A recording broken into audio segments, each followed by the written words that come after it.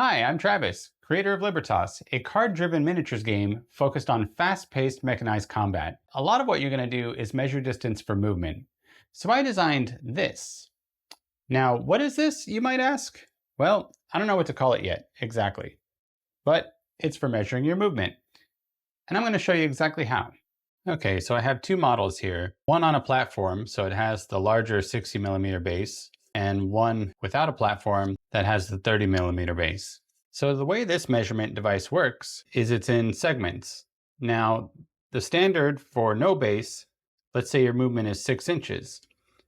So you've got a 4-inch segment, and then the two end segments, which actually each equal 1 inch when you account for the distance to the center of the base. So this plus the distance to the center is 1 inch. So now if I were to move this model to the very end of this guide, I end up with 6 inches of movement. The same thing for the larger bases. We have a different end piece which accounts for 2 inches because that includes the distance to the center of the base. And then the center piece is a 2-inch segment. So you place that there, move your model, 6 inches of distance.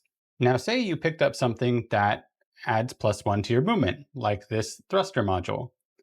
We'll attach that there. Now that you have an additional inch of movement, you just add 1 section. Now this represents your new movement distance, which would be 7 inches. So placing him back here, back at the start,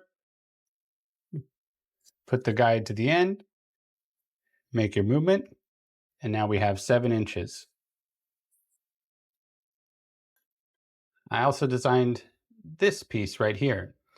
This is for models that are large and don't have bases, like this platform here. He just sits directly on the table. There's no need for a base. But since we're still measuring from the center of the model to the center of the model when we account for our movement, we place this and we slide that right underneath, or you can hold it over the top and find roughly the center of your model and then make your move.